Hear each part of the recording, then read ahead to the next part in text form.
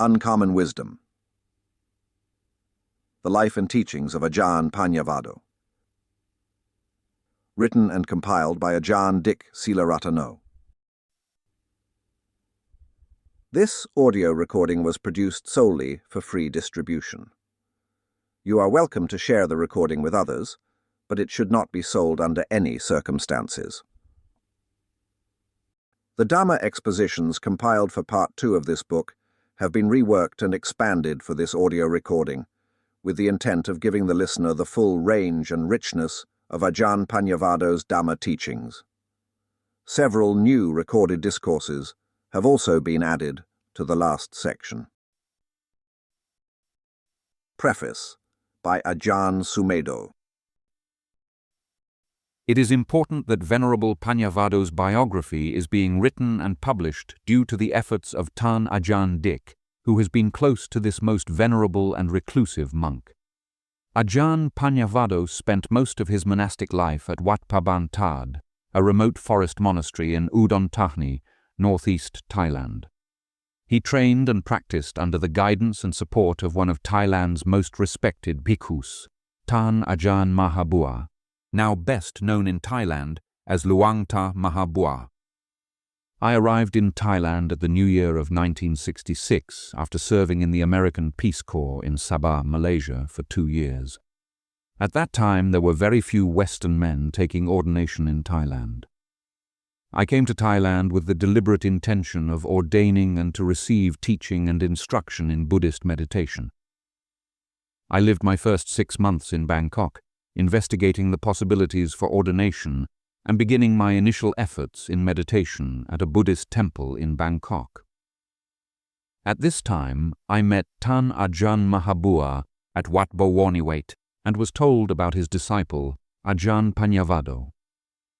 However, I did not have the opportunity to meet him until 3 years later, when Luang Por Cha took me on a tour in order to meet some of the respected Kruba Ajahns in northeast Thailand. We came to Wat Pa Ban Tad to meet Tan Ajahn Mahabua. During this time, I had the opportunity to meet Ajahn Panyavaddho for the first time. I went to see Ajahn Panyavaddho several times during the following years. Then, in 1976, my parents who lived in California requested me to visit them. I was given an air ticket on the Thai International Airline for returning to Thailand from London, since Thai Inter had not established air routes in the United States as yet. So, in the summer of 1976, I spent several days in London waiting to take the return flight to Bangkok. Ajahn Panyavaddho had given me the name and telephone number of George Sharp, who was the acting chairman of the English Sangha Trust in London. Ajahn Panyavaddho was closely associated with the EST. Before going to Thailand, he had lived in the premises of the EST in London. He had been active in teaching Dhamma in England. Those were the early years when there was a growing interest in Buddhism in the Western world and especially in England. He had many friends and students of Buddhism who assumed that one day he would return to the UK to share his acquired knowledge with them. He was very much respected by many. However, he did not have the intention to return. I eventually went to England to establish a forest monastery for the teaching and training of bhikkhus. Ajahn Panyavaddho encouraged me to do this. He spent the rest of his life at Wat Pa Ban Tad with his teacher Luang Ta Bua. He became very well known and respected by many in Thailand.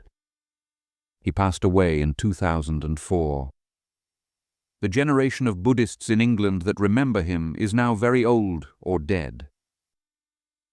I spent 34 years in England and established several monasteries there, the main one being Amaravati Buddhist Monastery in Hertfordshire. I personally feel so much gratitude to Ajahn Panyavaddho, who was a source of inspiration and one of the early pioneer teachers in the West. He is now better known in Thailand than in the UK. I feel that it is important to acknowledge this fine teacher and monk. Therefore, I am having a portrait painted to be placed in the Uposatha Hall at Amaravati. This event comes together with this biography that Ajahn Dik has written. Theravada is a very ancient tradition, and tradition means that we acknowledge the predecessors. From the Buddha who established the tradition 2,557 years ago in India to the present day. Ajahn Panyavaddho is regarded as one of our predecessors in the lineage of Ajahn Mahabua and Ajahn Chah. This is generally referred to as the Thai forest tradition. Those of us who have had the wonderful opportunity to live, train and practice within this tradition realize that the universal wisdom that the Buddha pointed to through the original teaching of the Four Noble Truths has now been discovered and appreciated by the Western world. Ajahn Panyavaddho is one of those who discovered and realized the profundity and efficacy of this way. He is a contemporary Westerner who actually developed the practice of meditation through this ancient tradition. Through his example, we can increase our faith and determination to do the same. Ajahn Sumedho, May 2014. Introduction. The life and teachings of Venerable Ajahn Panyavaddho are the inspiration behind this book. His biography recounts an exceptional life, and it teaches many lessons. But this biography is more than just a historical account of the events that comprise a life. In fact, some people leave their mark on the world in such an elusive way that a biographical account fails to capture its deeper significance. Because Ajahn Panyavaddho's lifelong quest was ultimately a journey of the mind, it possessed a quality that transcends any mundane account of its comings and goings.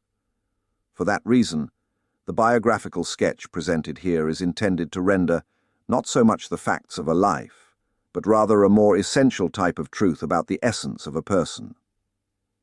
Biographies are usually chronological in nature, although it is also possible to probe certain dimensions of a person's character, thus chronicling his evolution over the span of a lifetime. This account of Ajahn Panyavaddho's life attempts to interlace the thread of events with the thread of character, so that narrative strands intersect at intervals with thematic ones to portray the rich tapestry of Dhamma that was his life. Through this twofold presentation, I hope to provide a satisfying view of the range and depth of Ajahn Panyavaddho's spiritual life, to serve as a guideline for the path to Nibbana. Due to the ephemeral nature of human memory, a life is always to some extent imagined, whether we are recounting the life of another person or our own life. This account of Ajahn Panyavaddho's life unfolds in that creative area between the factual and the fictional. It attempts to present an accurate representation of his life, placing special priority on the lessons to be learned. The main purpose of this book is to provide an introduction to the Dhamma teachings of Ajahn Panyavaddho, teachings whose breadth and richness tend to defy comparison. Toward that end, I will present the biography of a teaching at least as much as the story of an individual. I will focus on the historical context that shaped his teachings and the charismatic character that defined him as a teacher. To understand the foundation from which his teaching grew, we must look into Ajahn Panyavaddho's life and practice up to the time he became a mature teacher.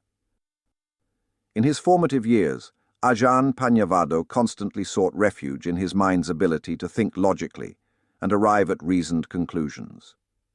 He found in rationality a safe haven for the mind, but an uncertain footing for the heart.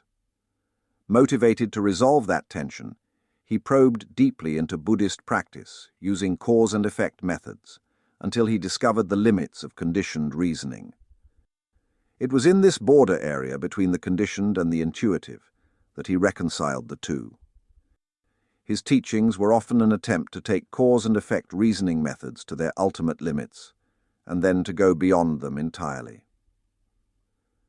The chapters in this book are compiled from a series of talks given by Ajahn Panyavaddho to his disciples, monks, nuns, and lay people. Since they are put together mainly from the questions of Ajahn Panyavaddho's disciples and his responses to them, these are not Dhamma talks in the formal sense. Rather, they are the informal teachings of Ajahn Panyavaddho as he responded to the questions of his students in an attempt to clear up their doubts. Sometimes his response was short, direct, and spontaneous. At other times he seemed to use the question as a springboard to expand upon crucial aspects of the Buddha's teaching.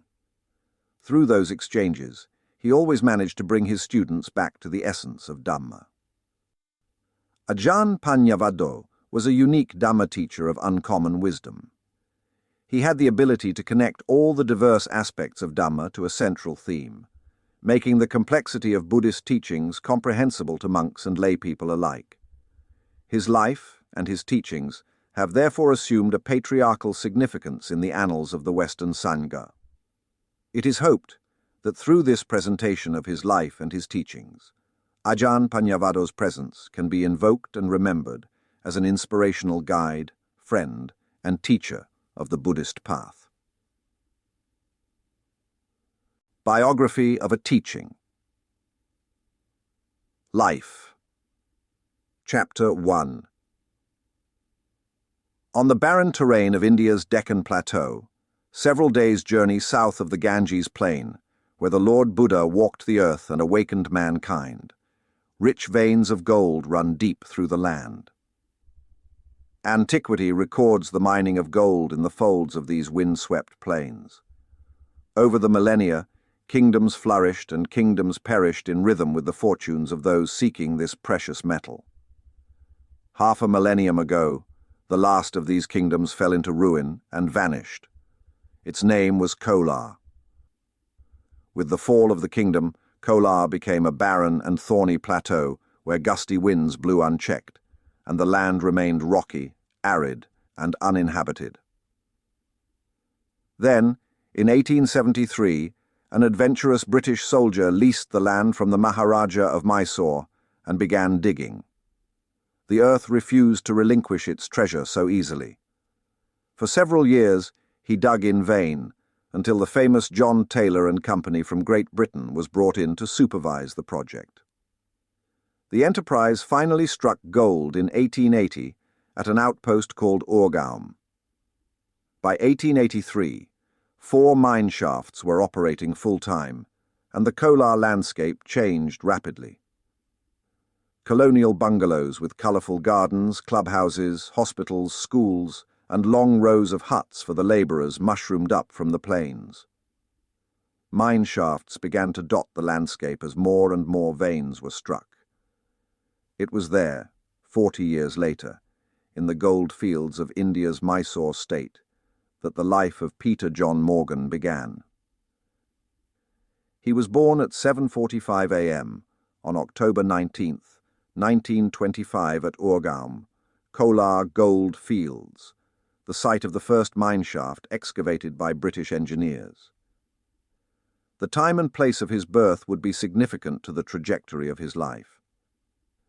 His father, John Morgan, was the son of an Anglican vicar who grew up in Llanelli, Wales, and began working in the local mines just as World War I erupted. Fortunately, John Morgan was sent to Mesopotamia and the Suez Canal zone, avoiding the fate of most young officers who ended up in the trenches of Europe. In Mesopotamia, he helped to build a railway along the Suez Canal and was awarded the Military Cross Medal for his service. When John Morgan returned to England after the war, the local mining industry was going through hard times. He decided to apply for a mining job with John Taylor and Company, which operated the mines at the Kolar gold fields in India. Fortunately, due to a connection with the Taylor family, he succeeded immediately in securing a job at the Kolar gold fields.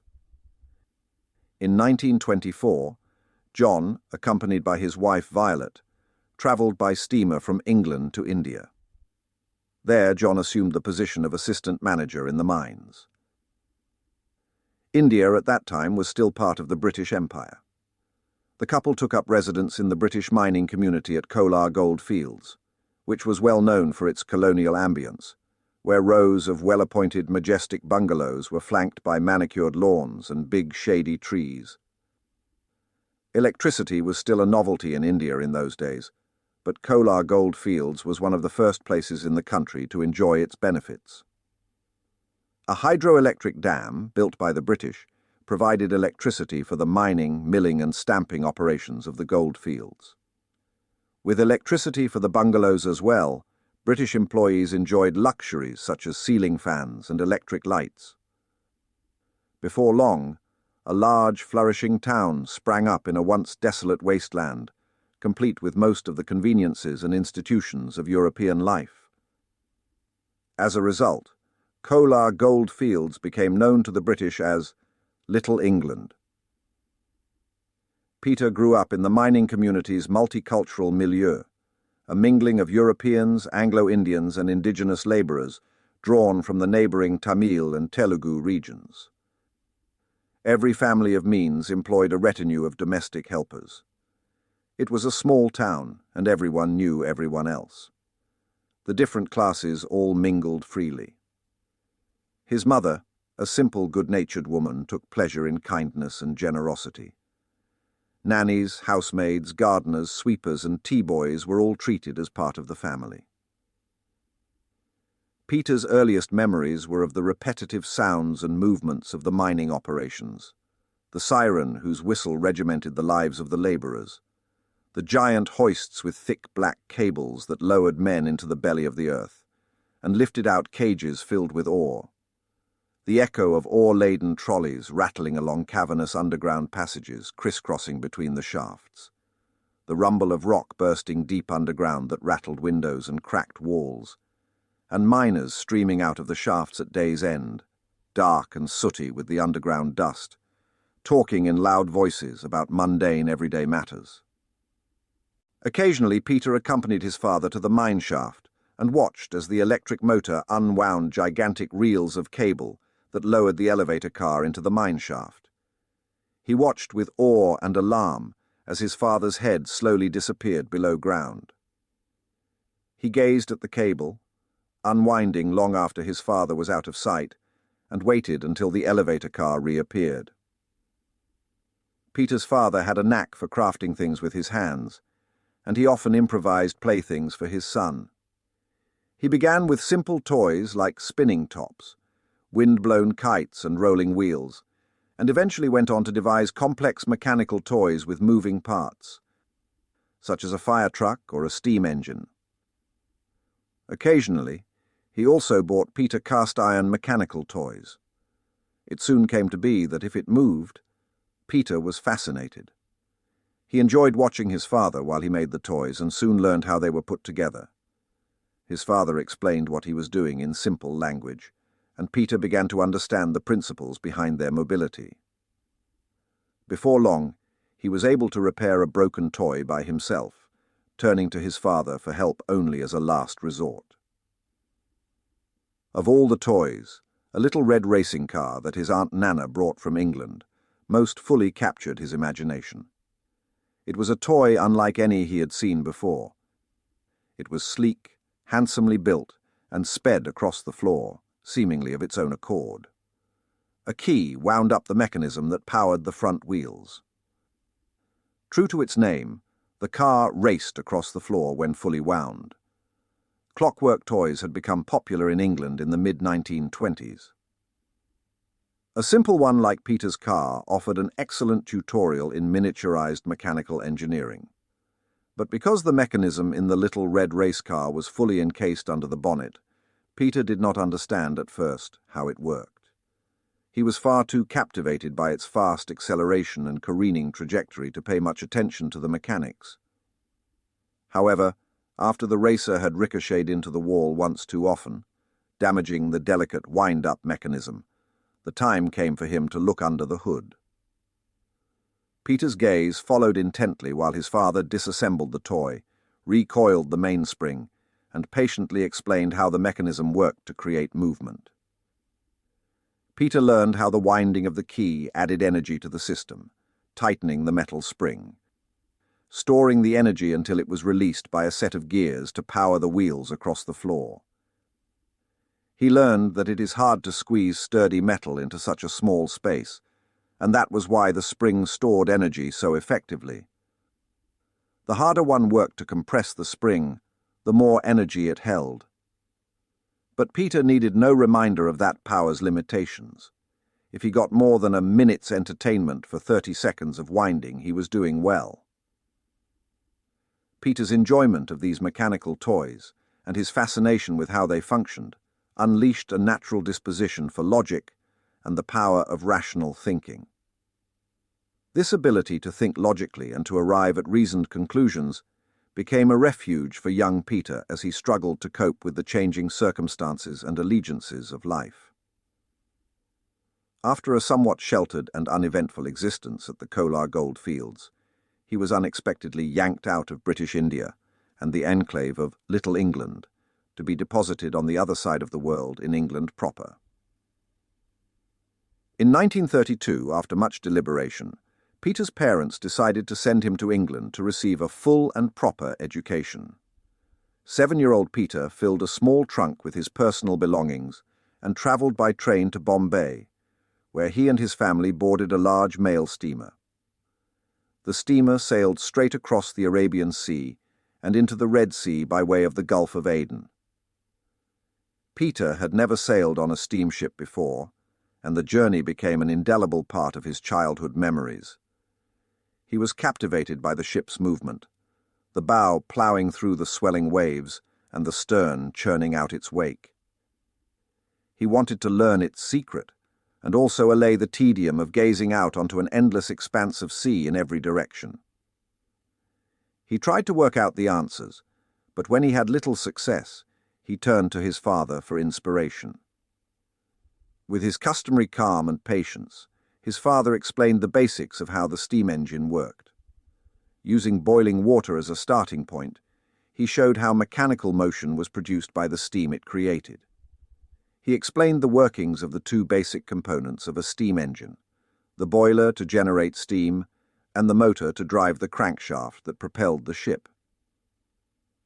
Although his father would have expounded on about cylinders and piston strokes, Peter was content with rudimentary knowledge for the time being. Without a mechanical model to view, he found it impossible to imagine the whole process. But he was not discouraged. He thought he might even build a steamship of his own one day. Before long, his fascination with the ship's movements ceded to the wonders of the sights around him. In the Red Sea, flanked by the coastlines of Africa on one side and of Asia on the other, the ship bore north, revealing vistas of the land masses that awed and delighted him.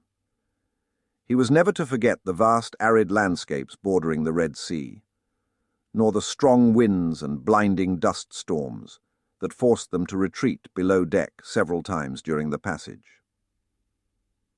Proceeding through the Suez Canal, his father pointed out with lingering pride the railway that he helped build during the war. When the Egyptian coast receded from view and the ship emerged from the Suez Canal, they entered the calm blue waters of the Mediterranean. Peter thrilled with a child's excitement at seeing the island of Malta as they slipped by. They then pushed through the Straits of Gibraltar, skirted north around the southern coast of Portugal, and finally steamed out into the swollen grey seas of the Atlantic. 3 weeks after setting sail from Bombay, the ship finally arrived in England, and Peter and his family docked at the port of Southampton. An overland journey now lay ahead for the Morgan family. Their first destination was the Welsh city of Swansea, 150 miles to the northwest. Peter's paternal grandfather was an Anglican clergyman, the dean of St. David's Cathedral. This parish church, located in the upper Swansea Valley, was to be their first stop. Reverend David Watson Morgan, clerk, Bachelor of Arts, and Dean of St. David's, had been appointed perpetual curate of the neighbouring parish at Llangefallach when he was 26. Llangefallach was a large and ancient parish that ministered to many neighbouring towns in the Swansea Valley. Reverend Morgan's vision was to build a new place of worship in the neighbouring township. In 1886, funds were raised from local magnates, a suitable site was purchased, and after a decade of construction, the new Chapel of Ease was formally consecrated as St. David's by the local bishop. At 72, with a long and distinguished service to his name, he was duly appointed dean of the cathedral that he had envisioned in his youth. Peter and his family moved into the vicarage house adjoining the church. St. David's Cathedral was a massive stone edifice, and Peter was awed by its size and appearance. Built in the early English style with a towering belfry, the cathedral featured a nave that could accommodate 600 worshippers, an exterior wall of grey pennant stone, a green slate roof and a broad stone porch, opening onto the arched entrance to the main chapel. Inside, a soaring arch 26 feet high divided the nave from the chancel. The barrel-shaped roof of the chancel was supported by timbers of pitch pine, with carved designs in the intersecting beams. The sweet-timbered pipe organ was the pride of the congregation. Sunday lessons were held in a spacious schoolroom known as the crypt on the floor beneath the nave. Grandfather Morgan was fond of reminding his congregation that the church should be seen as a school, not as a sewing circle. To his bewilderment, Peter soon discovered that Grandfather Morgan was his grandfather only in name. He learned that his father was born John Davies, not John Morgan, that he was the son of John Davies and Elizabeth Morgan, sister of Grandfather Morgan, and that his birthplace was Australia, not Wales. Elizabeth Morgan had emigrated to Australia in the early 1890s, married John Davies, and settled in northern Queensland, where they raised a large family. At the time of a long visit to the Davies, Reverend Morgan and his wife were childless, a matter that gave them some concern. Quite magnanimously, John Davies offered them 2 of his own children, saying that he had too many as it was and could spare a few. Thus it came to be that Peter's father John, who was then 4 years old, and his sister Muna, aged 2, left for England with the Reverend and his wife, and never saw their real parents again. At the vicarage in Wales, their surnames were changed to Morgan.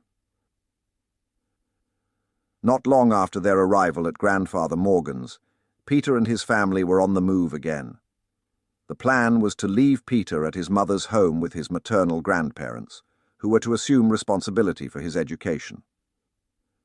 William John Rees, Peter's maternal grandfather, brought them to the Rees family estate at Bryn, a large farm known as Gelly House, in the Carmarthenshire countryside east of Llanelli. Although the Rees family holdings had once straddled 3 Welsh counties, the family farm still remained large and spacious, with rock breaks and thickly wooded areas dissecting the landscape. Gelly House became Peter's new home. His parents returned to India, and he began attending Park House boarding school in Swansea on weekdays, returning to Gelly House for weekends.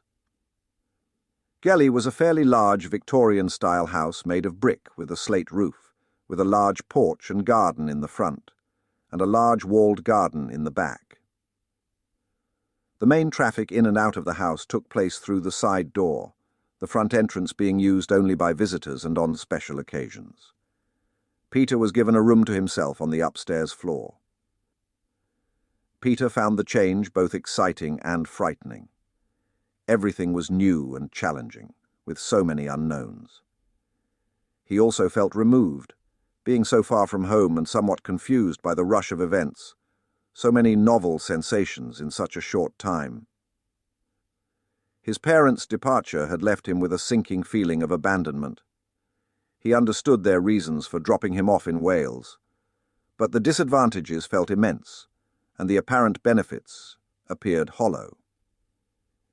His life had suddenly been turned upside down. His world was no longer familiar to him. With little to anchor him, Peter took refuge in his mind's ability to think logically and to form reasoned conclusions. In the end, he accepted his lot and learned to live with the pain, making the best of his new circumstances. Grandfather Rees considered himself a master in the laws of reason and rational discourse. Remarkably intelligent and with diverse talents, he could do anything he set his mind to and do it well. In this he took considerable pride. Something of a prodigy, he left school in 1882 at age 17 to manage his father's collieries at Majzadafen, which were located just north of the farm and were part of the Gelly estate. An engineer by temperament and profession, he had designed and built the Rees farmhouse himself. He also ran the Glanmore foundry, where pig iron was cast into various implements, or passed on to the rolling mill for conversion into wrought iron. He was also an excellent painter and writer, and a successful barrister who skillfully represented clients in court. Due to his rational inclination, Grandfather Rees took a hard-eyed look at almost everything and found it difficult to summon much sympathy towards unscientific attitudes. He expected the same rationality in his grandson. He scrutinized Peter's education and recreation in the cold light of objective purpose. He regarded idleness as waste and expected good results to issue from a reasoned application of the mind. After years of managing his companies, Grandfather Rees was stolidly set in a businesslike manner. He always gave Peter the impression of being a very busy man engaged in something of great importance. He appeared to perform his actions with a sense of his own worth, and had a tendency to demand of others what he himself could not live up to. Peter settled uneasily at first into his new life and the routine of boarding school on weekdays, and the farmhouse on weekends. He was unaccustomed to strict discipline and shied away from it. But after an initial period of close supervision, he was mostly left to his own devices. Being in their late 60s and unused to having children about, his grandparents were not forthcoming with their time and affection. His grandfather was always busy, and his grandmother was often away, or preoccupied with her own affairs.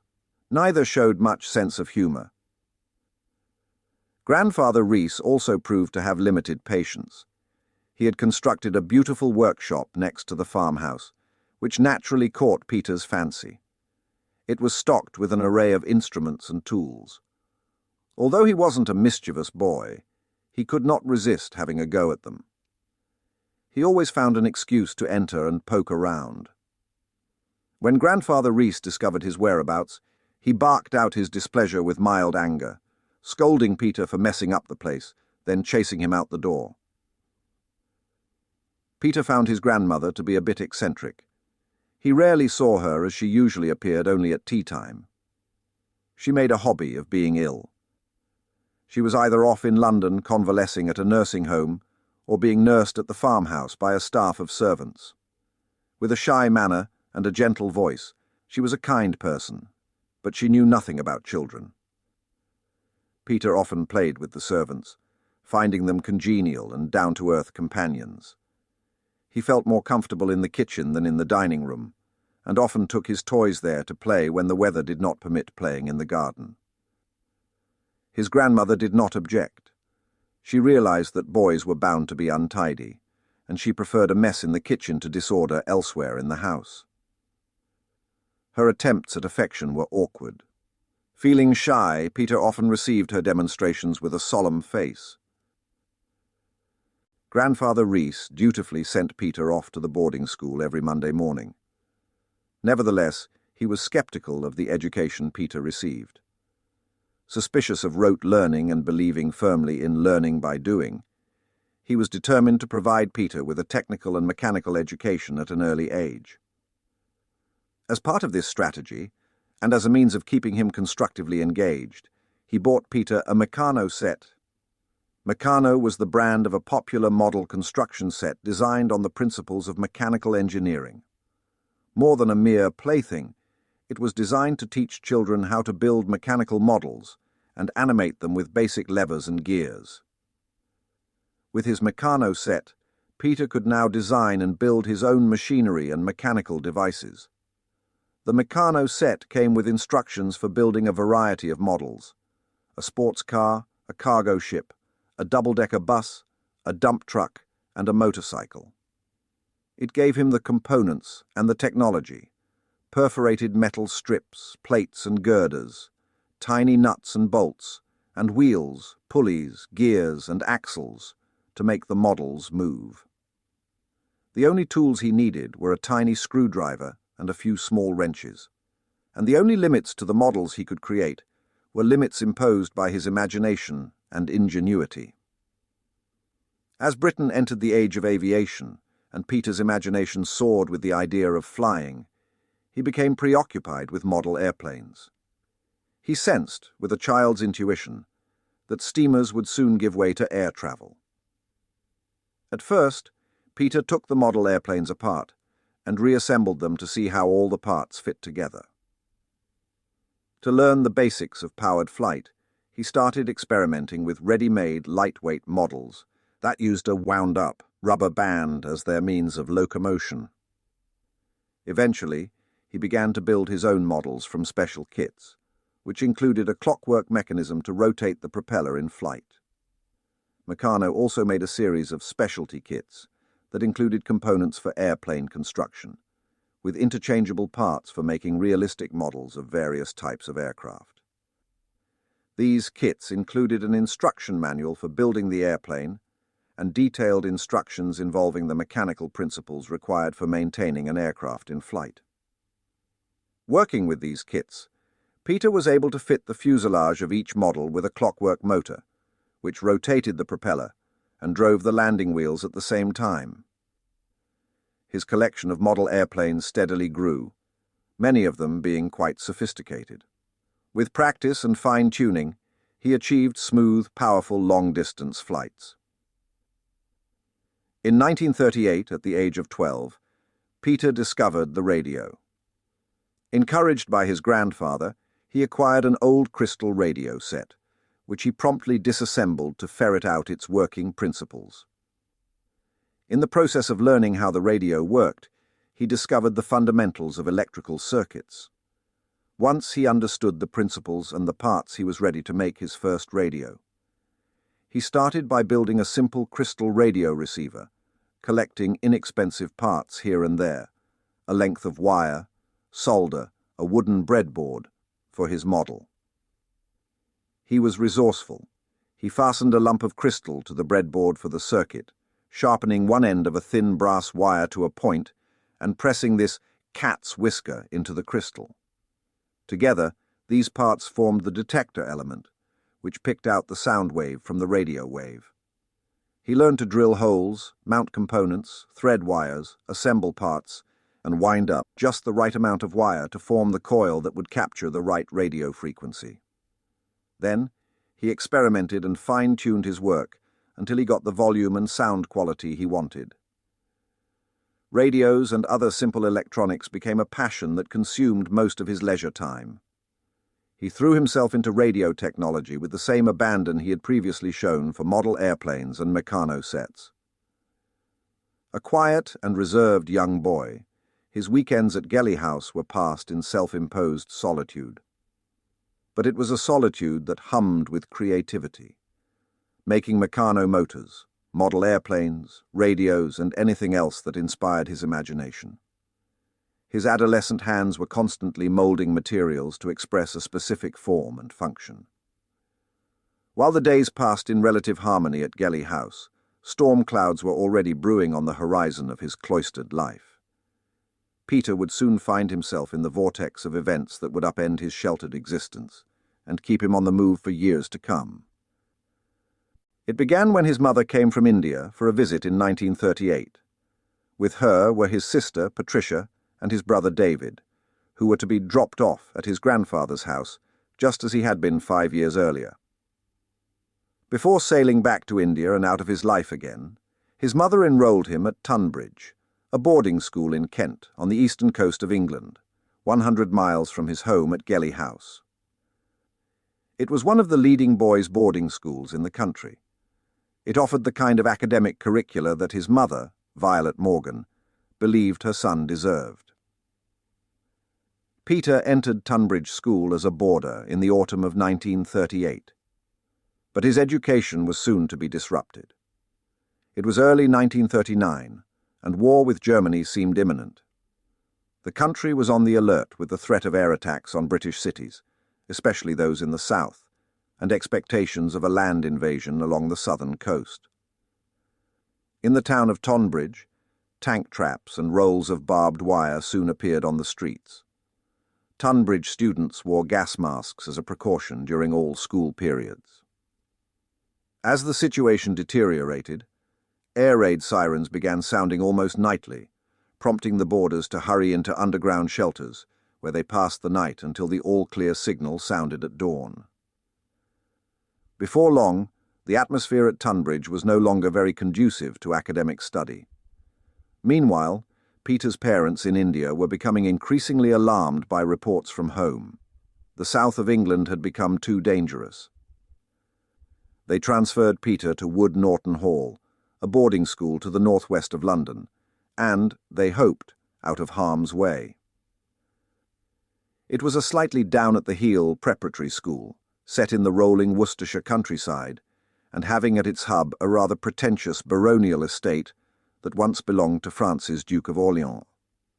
The main building was heavily decorated with the French regal emblem, the fleur-de-lis, most notably on the dark oak panelling. But Peter barely had a chance to settle in before he was moved again. When France fell on July 16, 1940, Peter's parents withdrew him from Wood Norton and moved him back to Wales to be near his grandparents. They enrolled him in St. Michael's School, not far from his grandfather's house, which was considered to be one of Wales's leading independent preparatory schools. However, it did not offer the quality of education that Peter's parents wanted for him. In 1941, Peter's mother sailed back once more from India to put her son's life in order. Braving German U-boats, she arrived on the shores of England in December and promptly enrolled Peter as a boarder at Cheltenham College, in the relatively safe surroundings of the English Midlands. Built in the 15th century, Cheltenham College was a leading independent preparatory school, known for its classical, military and sporting traditions. Several months after his arrival at Cheltenham, Peter fell sick. He had a fever and night sweats, then later leg pain and loss of appetite. A medical examination revealed that he had bovine tuberculosis, a disease which he probably contracted by drinking raw milk from infected cows. A small group of tuberculosis bacilli was already in the bones and joints of his right foot, and because of a breakdown of the body's resistance, the germs were free to multiply and spread. Tuberculosis in the bones and joints was common in the 1930s and early 1940s, before the pasteurization of milk and the virtual elimination of tuberculosis from cows. The most common route of infection was from drinking unpasteurized milk or eating dairy products made from raw milk. Because of its relatively slow rate of growth, bovine tuberculosis was a chronic disease that typically took many months to develop. After infecting Peter's ankle, the disease spread, inflaming the lining of the joint. As fluid collected there, bone deterioration increased. Peter suffered pain, swelling and stiffness, which forced him to walk with a limp.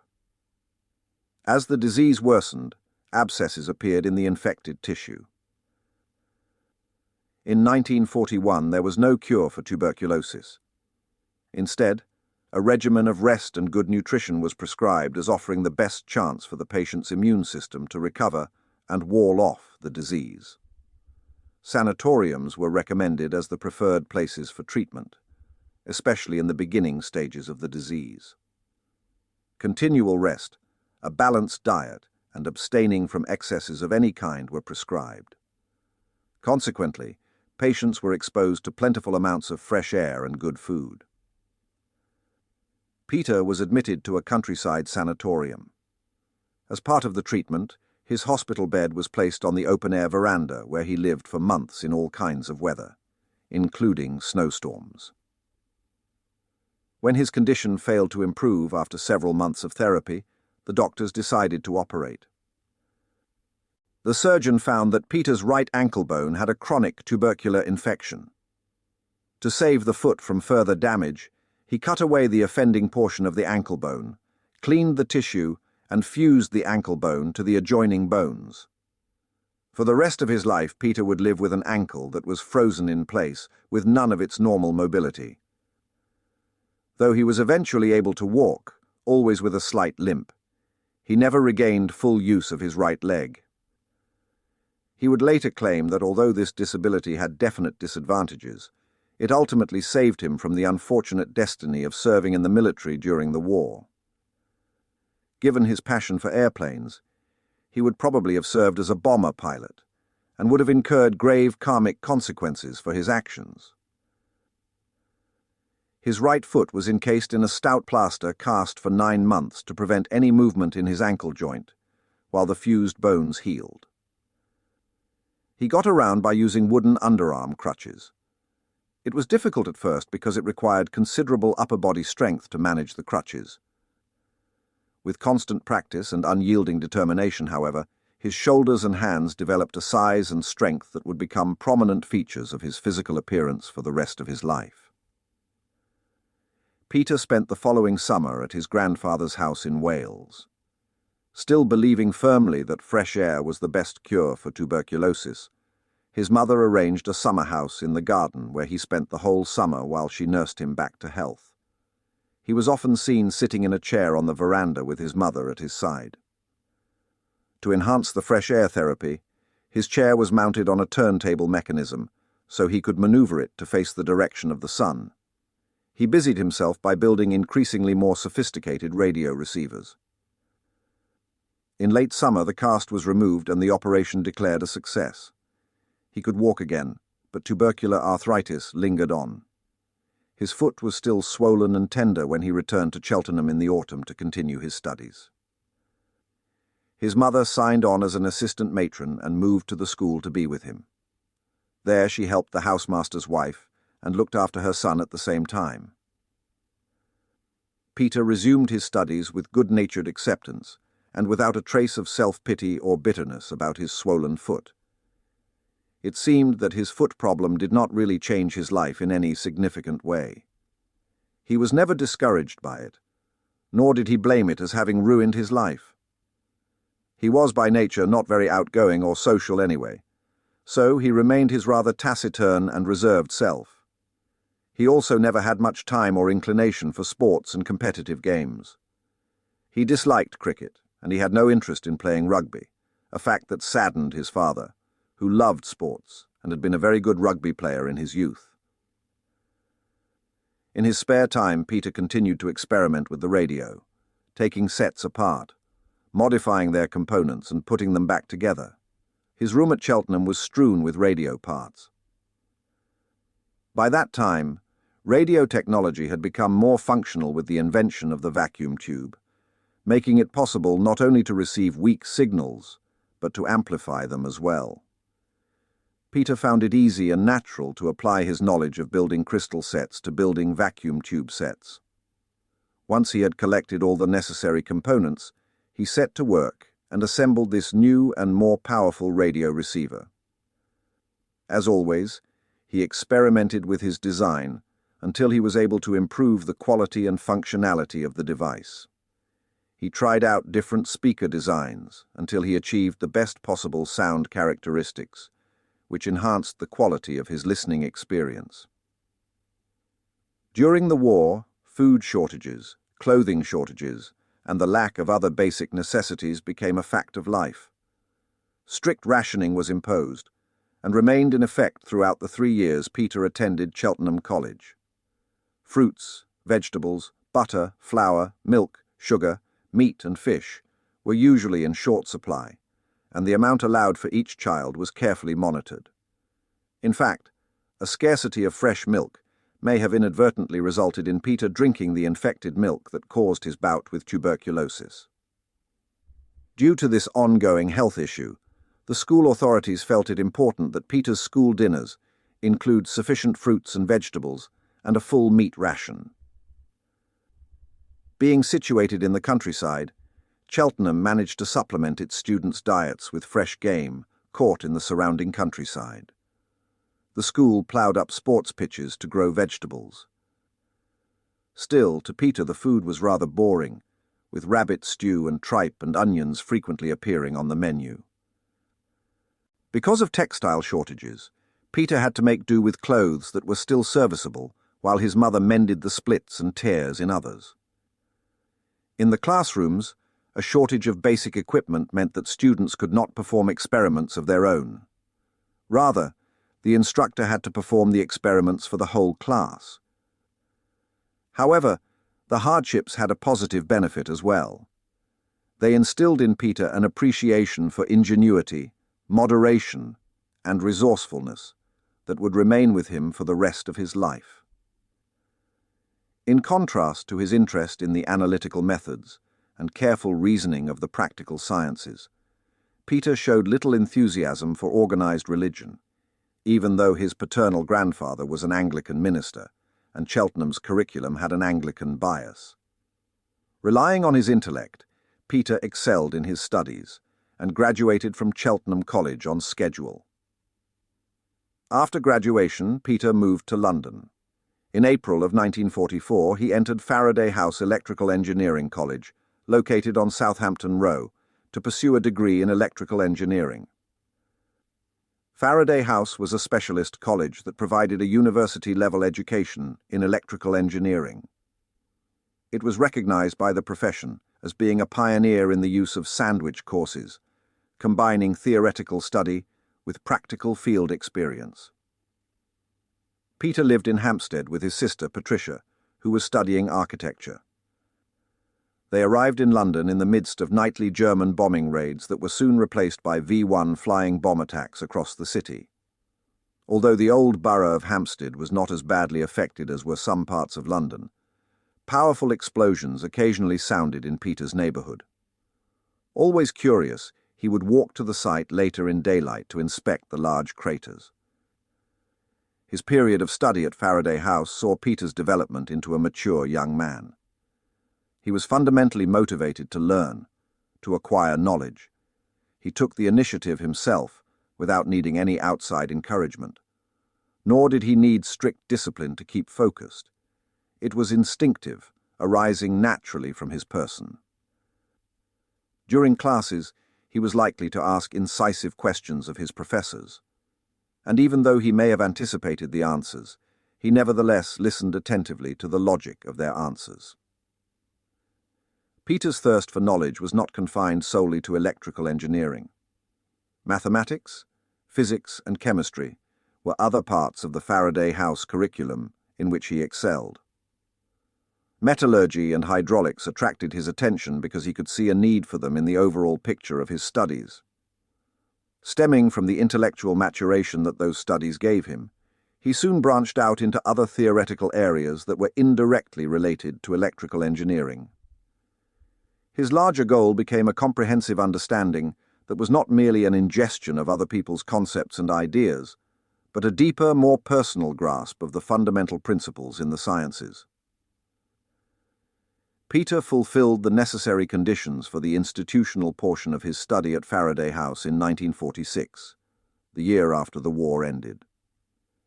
He qualified with high marks in such subjects as mathematics, physics, chemistry, and the theory and design of electrical machinery. He now needed practical field experience to complete his degree. To obtain this, Peter travelled to India to undertake the fieldwork. The doctors agreed to the idea, reasoning that the good food and the mild climate in India would help with his lingering tubercular condition. Food rationing in England immediately after the war was even more limiting than that during the war. Even bread and potatoes were being rationed. Peter boarded a ship and travelled to India in June 1946 to take up a position in the electrical department of his father's gold mine. The trip took 16 days, from England to Bombay, a relatively quick passage for those days. Peter arrived in India at a time of increasing turmoil. The independence movement had reached a climax. Mahatma Gandhi was leading a civil disobedience campaign, and the country was racked by communal violence that occurred regularly. By contrast, The mining community at Kola goldfields functioned normally, insulated from the social unrest and impervious to external influences. The little town was virtually untouched by the struggle for independence that consumed the rest of India. When the nation celebrated its independence on August 15, 1947, the mood was relatively subdued at the Kolar gold fields. The local landscape had changed in the 14 years since Peter had departed for England.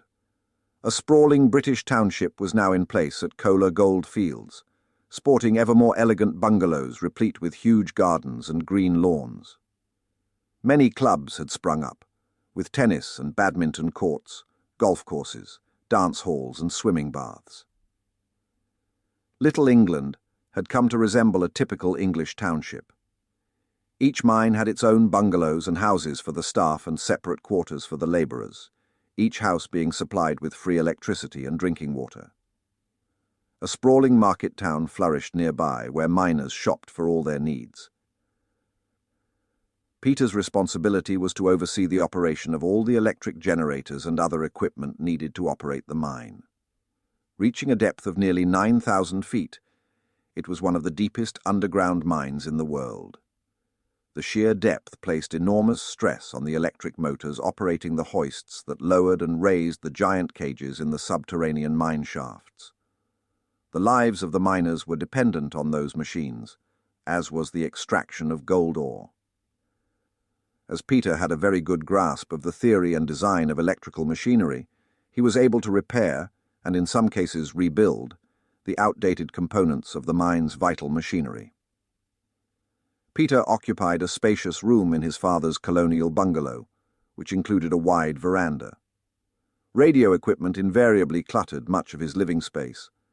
Several sets had travelled with him from England, and fiddling with them occupied much of his free time. With some testing and fine-tuning, he was able to pick up BBC and All India Radio English-language broadcasts.